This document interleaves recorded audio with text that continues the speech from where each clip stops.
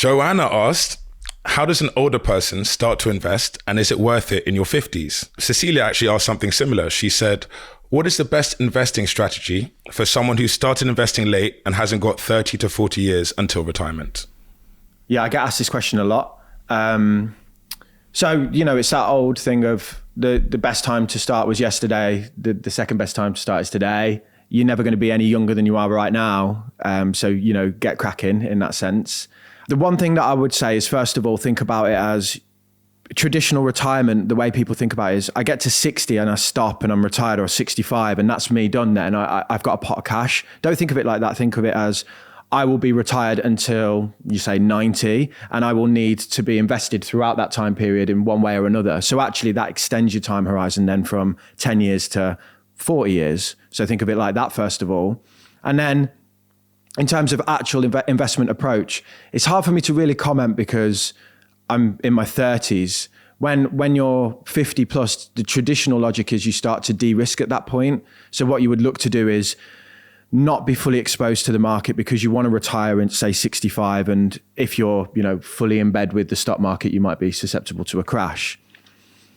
If you've got nothing at 50 though, you might need to dial up the risk a little bit and say, okay, well, I'm going to invest in 100% equity so that I can produce some returns over the next 10 to say 15 years.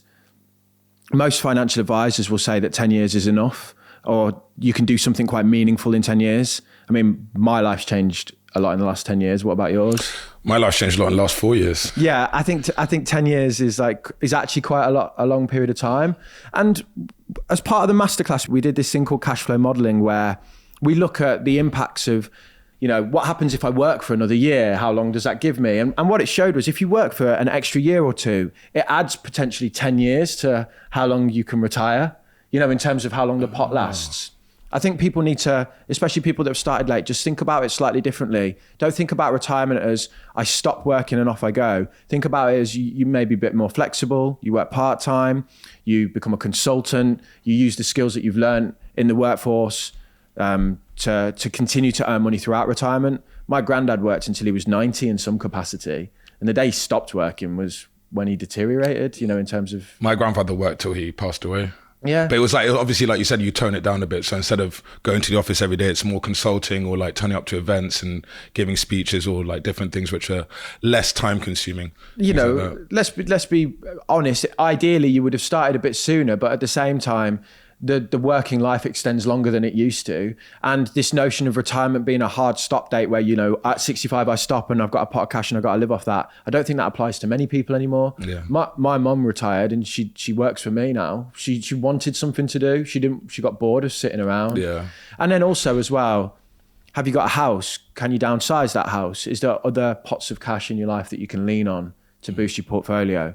In terms of actual investing approach, I can't tell you what to do, obviously. I would just say what I would do, and it's going to sound boring, but I'd probably still be in a global index fund, chugging away into that. Yeah.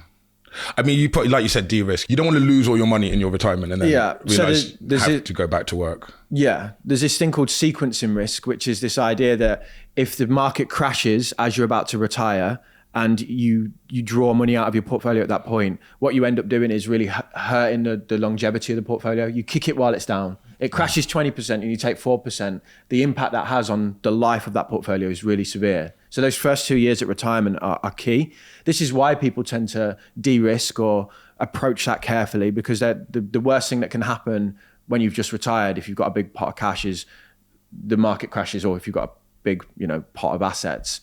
If I've got millions of pounds in the market by the time I'm coming to retirement, I probably will look to de-risk it or approach it carefully. But so de-risking, put some of it in bonds and probably some not. of it cash. Or... De-risk could be that I've just got 2 years worth of cash on hand.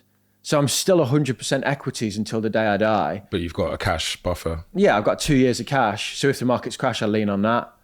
So I don't think I don't like this old approach of by the time I retire, everything's in cash and bonds. I think, we live longer. That kind of mentality comes from a period of when people would tend to die 10 years after retiring. Yeah. I'm not fucking leaving. You know what I mean? I'm not fucking leaving. I'm coming right back. I'm still here. Yeah. You're not going anywhere. We'll still be pimping the podcast age 70. This is what we invested in this week. Not if we keep going out for drinks after the podcast, mate.